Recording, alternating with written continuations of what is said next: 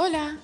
Hoxe traémosvos un xogo no que imos a crear un conto a partir dos nosos nomes. Que vos parece? Ademais, deberedes ir adiviñando que nomes se esconden detrás dos debuxos da historia. Estades preparados? Pois alá imos! Esta é a historia do mellor circo do mundo, pois a súa misión era facer rir e gozar a todas as persoas. A súa directora era a payasa Antía, que adoraba os animais e por iso non os incluía nas súas funcións. Quería que todos foran libres e felices. Para conseguir iso, Antía decidiu dar a volta ao mundo, enchendo todas as cidades e vilas de risas e rescatando os animais que outros circos tiñan encerrados. Cando comezou a súa viaxe non tiña nin idea de que con esta gran fazaña conseguiría moitos amigos, o primeiro dos cales foi un cabalo. A el rescatouno nunha cidade moi coñecida pola súa gran Torre Eiffel e que moitos chaman a Cidade do Amor. Seguro que isto axudou a que Antía e o cabalo se fixesen tan amigos. Sabedes xa como me chamo? A medida que a súa viaxe ia avanzando, a payasa Antía non se podía creer a gran cantidade de aves que a xente tiña encerradas.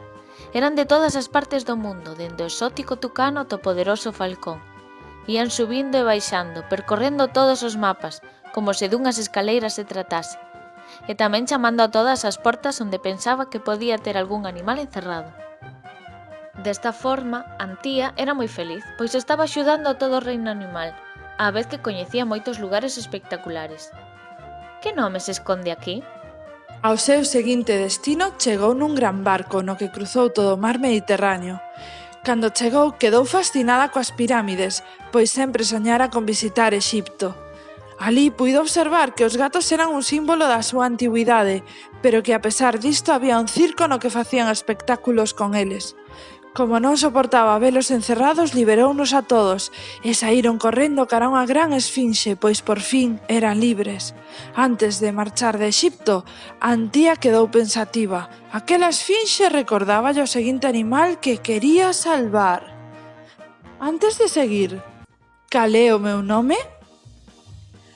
Nos seguintes días, Antía recorreu a sabana africana. Sabía que alí había cazadores de leóns e non podía permitir que os capturasen.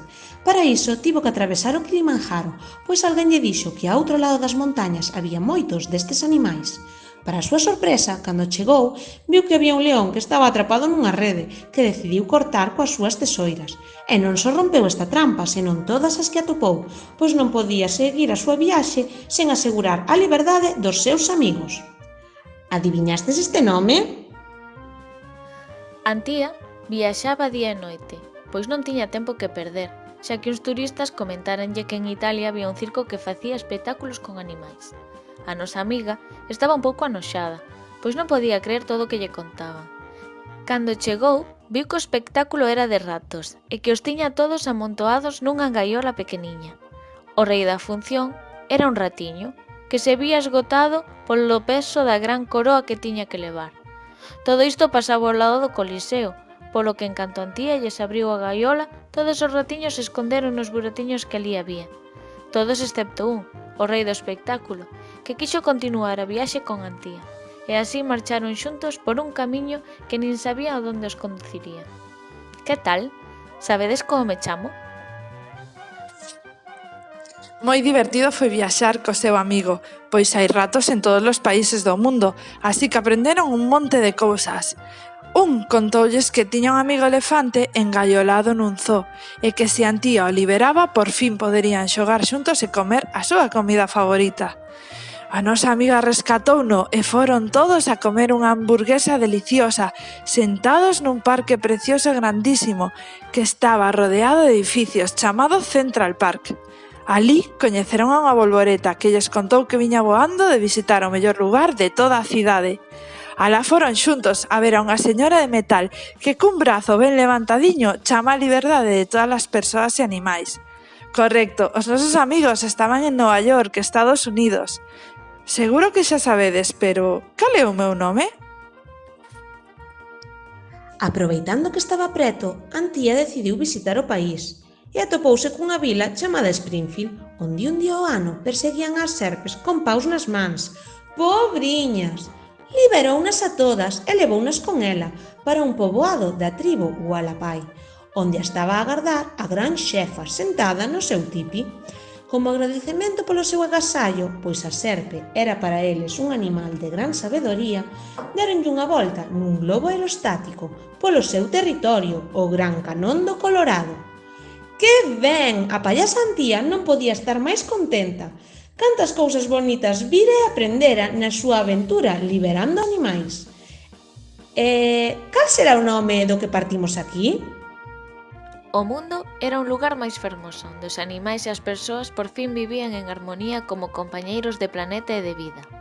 Antía sentíase como unha verdadeira heroína, salvar a todos os animais. Pero entón faláronlle dun animal que vivía atrapado. Era un lobo ben xeitosiño chamado Orville, que vivía nun salón enorme. Antía decidiu ir á súa cidade, Pontevedra. Cruzou a ponte e chegou ao Pazo da Cultura, decidida a liberar a este último animaliño. Pero cal foi a súa sorpresa ao chegar?